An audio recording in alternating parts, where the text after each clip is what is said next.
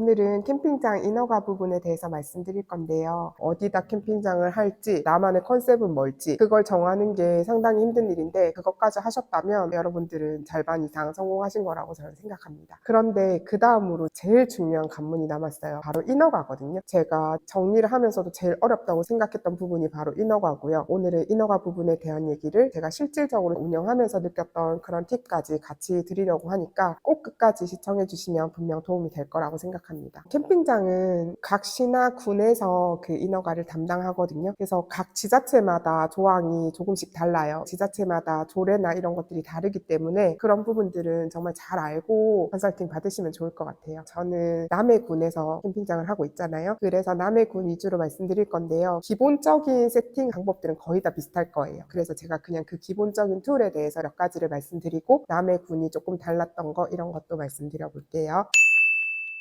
첫 번째로 캠핑장 설비 및 구조 검사를 하셔야 돼요. 이 설비 및 구조 검사는 지역의 시설관리단체에서 진행하게 돼요. 그러면 여러 가지 절차들이 있는데 간단하게 그 절차를 말씀드리면요. 네, 첫 번째로 먼저 검사 신청 및 접수를 하셔야 돼요. 해당 지역의 시설관리단체에 내가 어디다 캠핑장을 하겠다, 점검을 좀 해달라 이렇게 접수를 하시는 게 먼저 첫 번째고요. 그러면 그 시설관리단체에서 연락이 와요. 그러면 서로 스케줄에 맞춰서 검사 일정을 조율하게 되고요. 그런 다음에 그 일정에 맞춰서 검사 실시를 하게 되거든요. 그러면 그 시설관리단체에서 나와서 우리 캠핑장의 시설 현황이라든지 위생 상태, 안전성 이런 것들을 추가로 이제 체크를 하게 됩니다. 그러면 이제 검사를 받고 나서 검사 결과 보고를 받게 돼요. 시설관리단체에서 이런 점으로 검사를 했고 그 결과는 어떻다 이런 검사 결과를 받게 되면요. 혹시 만약에 우리 캠핑장이 완벽하다 그러면 더 시정을 할 게 없고요. 어떤 부분에서 미흡하다는 게 나오면 이제 마지막으로 시정 조치를 하시면 돼요. 거기서 지적받았던 상황들을 다시 고쳐서 다시 재검사를 요청하시면 해주시거든요. 그러면 이제 이 검사는 끝이 납니다. 그리고 캠핑장 설비 및 구조 검사는 이렇게 일회성으로 끝나는 게 아니고요. 캠핑장 운영하는 동안 주기적으로 받으시는 거예요. 주기적으로 받으시면서 그때마다 이제 시정 사항이 또 생기면 시정하시면 되고요. 말은 거창한데 너무 어려워 안 하셔도 되고요. 요건에 맞게 잘 이제 만드셨다면 별로 걱정 안 하셔도 되는 부분입니다. 두 번째는 안전 및 위생 관리에 대한 계획을 수립하셔야 되거든요. 별로 그렇게 어려운 내용은 아니니까 잘 들어보시고 이대로만 하시면 됩니다. 첫 번째로 소방안전 계획인데요. 저는 저희 규모에 맞는 소방안전 관리 계획의 필수 요건으로 소방관리사 자격증이 필요했었거든요. 이거는 저에 해당하는 아주 좀 특별한 경우고요. 보통은 아니에요. 그래서 저는 제가 직접 공부해서 2급 자격을 또 취득을 했어요. 사실 사람을 쓰면 되는데 그럼 또 인건비가 발생하니까 전 제가 직접 취득을 했고요. 그 외에 캠핑장 내에 소방시설의 위치라든지 소화기가 몇 개 있는지 사실 소방관리가 대단한 건 아니고요. 찾아보면 글이 막 나와 있는데 그거 읽어보시면 다들 헉 하시는데 그건 아니고 소화기를 어디에 비치했다, 소방안전장치로 이런 시설을 했다 이런 거 정도 표기하시고요. 그 다음에 주기적으로 우리가 어떻게 소방훈련을 할 거라는 거 정도 들어가시면 돼요. 그런 계획들이 포함되시면 됩니다. 두 번째로 응급 대응 계획이 있어야 되거든요. 언제 발생할지 모르는 응급 상황을 위해서 저희가 캠핑장 내에 응급 키트를 구비하고 있다든지 비상연락망을 갖추고 있다든지 응급 대응 시에는 어떻게 할 거라는 그런 비상 사항에 대한 매뉴얼 같은 거를 계획에 넣으시면 되거든요. 그런 것들 작성하시는 게 두 번째입니다. 그리고 저희가 코로나를 겪으면서 감염병 예방 및 관리 계획이라는 항목이 조금 더 강화가 됐거든요. 저희도 코로나 시즌에는 오시는 분들 열 체크도 다 하고 캠핑 오기 전에 뭐 코로나가 발병했다 이런 분들은 다 저희가 무료로 환불도 해드리고 했었거든요. 지금은 그렇게까지 심각하지 않은 상태지만 그래도 또 올지 모르는 그런 감염병에 대비해서 어떻게 위생시설을 갖추고 있다든지 샤워시설은 어떻게 돼 있고 위생 관리를 어떻게 한다는 그런 매뉴얼을 또 정하실 거잖아요. 그런 부분을 좀 꼼꼼하게 작성하셔서 적으시면 될 것 같아요. 네 번째로 시설물 관리 계획인데요. 예를 들어서 저희가 처음은 다 새 거지만 시설을 오래 쓰다 보면 노후화가 될 수도 있고 그랬을 때 우리가 시설물 관리는 어떻게 할 계획인지 이게 노후화가 됐을 때 또 그 처리는 어떻게 할 건지 어떤 계획을 가지고 운영할 건지에 대한 그 부분을 말하는 거거든요. 이건 운영하면서 꼭 필요한 부분이니까 시작할 때 미리 상세하게 좀 생각해 보시고 적으시면 될 것 같아요. 다섯 번째는 쓰레기 처리 계획이에요. 쓰레기가 진짜 거의 상상을 초월하거든요. 제가 캠핑장 운영하면서 제일 처음에 엄청 힘들었던 부분이 쓰레기 부분이에요. 캠핑은 매너라는 말이 있을 정도로 새로운 단어가 생길 정도로 이제 캠핑하는 사람들의 용어가 있잖아요. 그래서 이제 캠핑하시는 분들은 다들 진짜 너무 잘하실 줄 알았단 말이죠. 물론 잘하시는 분들도 진짜 많지만 몇몇 분들이 되게 너무 험하게 하시는 분들도 계시기 때문에 분명히 힘드실 거란 말이죠. 그래서 쓰레기 계획을 처음부터 잘 세우셔야 돼요. 저는 분리수거장을 거의 3번 만들었거든요. 주말만 운영하기 때문에 분리수거장이 이 정도 크기면 될 거다 생각한 게 상상을 초월하면서 3번의 뜯고 부수고를 반복하면서 지금 크기의 분리수거장으로 완성이 됐는데요. 처음은 저는 기성품 쓰레기통 사서 했거든요. 그거는 거의 반나절도 못 가요. 여기 오셔서 모든 쓰레기를 다 처리하는 분도 계실 정도로 그렇게 쓰레기 양이 특히 분리수거 부분에서 또 많이 나오고요. 일반 쓰레기도 상상을 초월하게 많이 나오거든요. 그런 쓰레기 분리수거나 쓰레기 종량제 버리는 그런 통 같은 거를 처음부터 캠핑장 사이즈가 나오시잖아요. 저는 지금 18개 사이트에 이런 정도의 규모의 쓰레기장을 가지고 있는데 지금도 사실 좀 작은 편이거든요. 여름에 성수기 때 대비해서 쓰레기장을 좀 더 크게 더 증축할 계획이고요. 그런 부분을 조금 더 신경 쓰셔서 지금 처음에 작성하실 때 잘 계획을 세우시면 좋을 것 같아요. 그리고 6번째는 수질 및 폐수 처리 계획을 적으라고 하는데 이거는 저희 전문 분야가 아니고 저희가 그런 공사를 했으면 그런 공사하는 업체에 의뢰하셔서 받으시면 되거든요. 그래서 저희가 수질 관리랑 폐수 처리를 어떻게 한다 정도만 표기하시면 될 것 같아요. 그리고 제가 제일 처음에 간과했던 부분이 이 주변 관리 계획이었어요. 사실 처음에는 캠핑장을 안 해봤기 때문에 전혀 생각이 없어요. 그냥 주변 환경을 나보고 어떻게 관리하라는 거야 이렇게 생각했는데 저희 캠핑장은 사실 캠핑장 내에서 금연이거든요. 많은 어른들이 오셔서 캠핑장에서 담배를 못 피시니까 캠핑장 밖에서 다 담배를 피세요. 그래서 저희가 캠핑장 밖에 담배 꽁초를 버리는데도 2군데를 만들어 놨거든요. 근데 꼭 거기 안 버리시는 분들도 진짜 많으세요. 주변에 저희는 어르신들이 많이 사시는데 엄청 힘들어 하셨거든요. 지금은 저희가 주말이 지나고 화요일 아침에 오면 보통 담배 꽁초를 많이 줍거든요. 그런 계획들까지 아마 생각을 하라는 뜻인 것 같아요. 근데 사실 운영을 안 해보면 이런 팁까지는 알 수가 없거든요. 어떤 일이 생길지 사실 모르니까. 주변 환경 관리를 저보고 하라는 게 아니지만 그래도 그 정도는 생각해 보셔야지. 제가 캠핑장을 하고 있으면 그 주위 뭐 어느 정도까지는 우리 캠핑장 손님들이 조금 쓰레기 같은 걸 버릴 수도 있지 않을까 그런 생각 정도는 한번 해보시는 게 좋을 것 같아요. 그래서 그런 생각을 하시고 이걸 적으신다면 아마 적으실 수 있으실 거예요.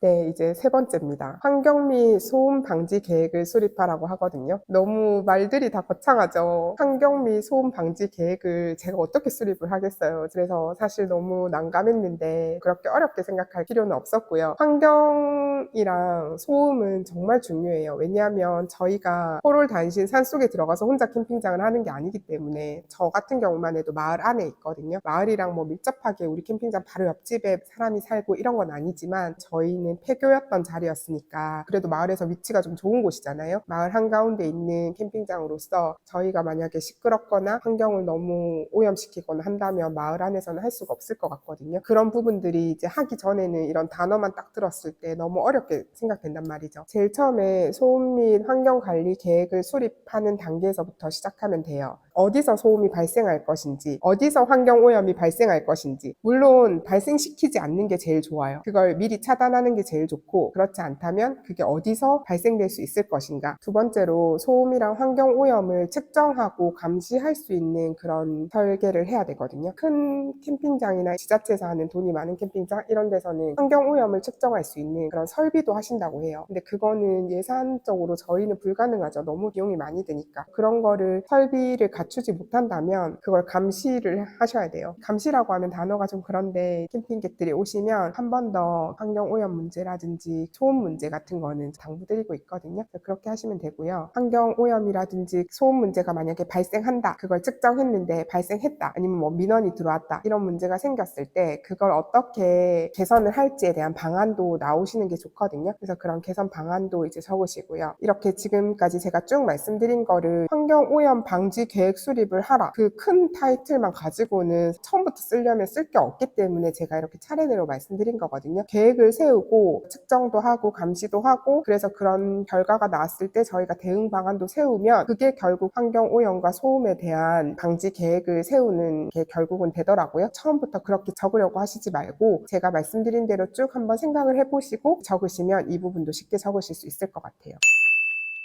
이제 네 번째로 교통안전 계획을 수립하셔야 돼요. 정말 많이 해야 되죠. 저희가 계획하고 수립해야 되는 게 너무 많아요. 이것도 상세히 설명해 드릴 테니까 그걸 보시고 결국 그 교통안전 계획을 수립하시면 되는 거예요. 첫 번째로 주변 교통량을 파악하는 게 중요하세요. 보통 캠핑장이 대로변 한가운데 있지는 않기 때문에 주변의 통행량이 많지는 않을 거라고 생각해요. 저희는 약간 조금 예외로 마을로 들어오는 딱 입구 안쪽에 있어서 마을로 들어오는 차들이 제법 있는 곳이에요. 저희가 약간 내려오는 경사로도 있어서 사각거울도 설치해 놓고, 하지만 약간 도로 폭도 좁은 데다가 조금 위험한 부분이 있거든요. 특히 카라반이나 캠핑카 같은 큰 차를 가지고 오시는 분들한테는 한 번 더 당부의 말씀을 드리거든요. 그래서 주위 교통량이 어느 정도인지 파악하시는 건 중요할 거라고 생각해요.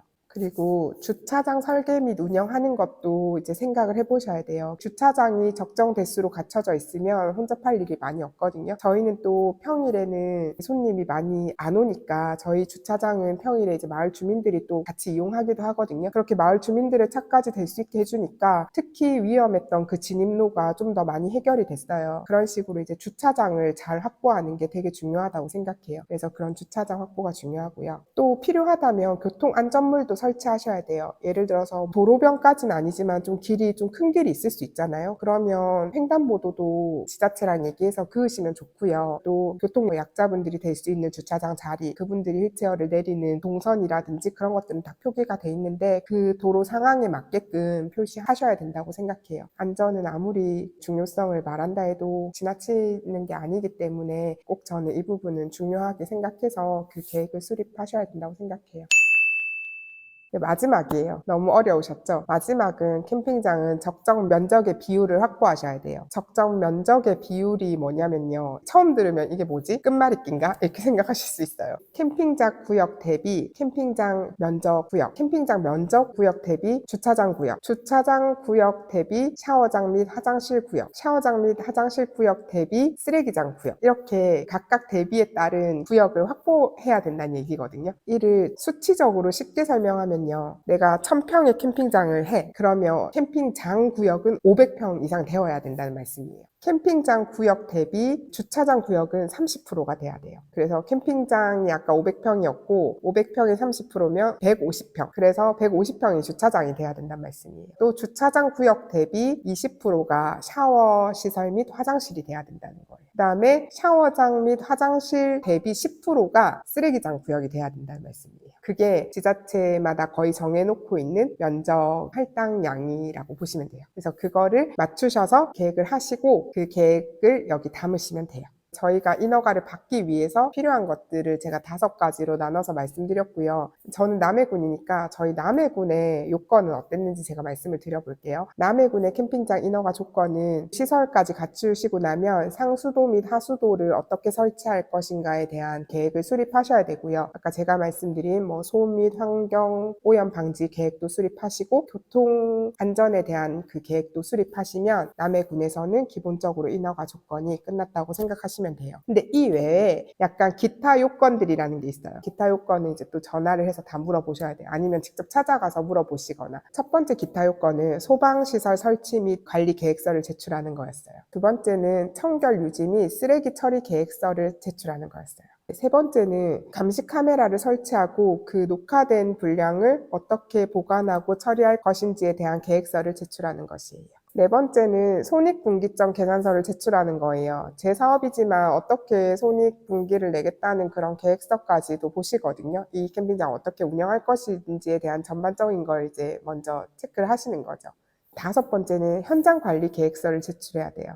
여섯 번째는 표준계약서가 있거든요. 그 계약서 작성하신 거를 이제 제출하셔야 돼요. 마지막으로 안전 및 위생관리 교육을 또 받게 되거든요. 그런 안전관리 교육을 받고 위생관리 교육을 받고 이런 것들이 있는데 그 교육 수료증을 제출하셔야 돼요. 이런 기타 사항들을 또 만족하셔야 돼서 하기 전부터 너무 사람 진을 빼잖아요. 사실 얼마나 많은 조사와 공부와 과정 끝에 캠핑장을 오픈하게 돼도 그때부터 또 전쟁이 시작되거든요. 근데 모든 일이 쉬운 일은 없잖아요. 그래도 이렇게 힘든 캠핑장을 하고자 하는 마음을 먹으신 여러분들 계시다면 제가 끝까지 응원 드릴게요. 오늘 말씀드린 부분은 특히 내용이 너무 방대하고 양이 진짜 많잖아요. 사실 저도 이렇게 다 숙지를 하고 있는 거는 이유는 여러 번 해봤기 때문에, 그리고 여러 번 계속해서 저도 준비하는 과정에서 인지를 했기 때문에 이렇게 된 거거든요. 그래서 오늘 한 번만 이 영상을 보시지 마시고 이 영상을 여러 번 보신다면 진짜 저는 아마 어떤 컨설팅보다도 도움이 될 거라고 확신하거든요. 그리고 앞으로도 제가 운영해보고 느낀 점들, 또 꼭 필요한 점들은 더 좋은 영상으로 많이 만들 테니까 꼭 구독하시고 이 영상도 여러 번 봐주시면 감사하겠습니다.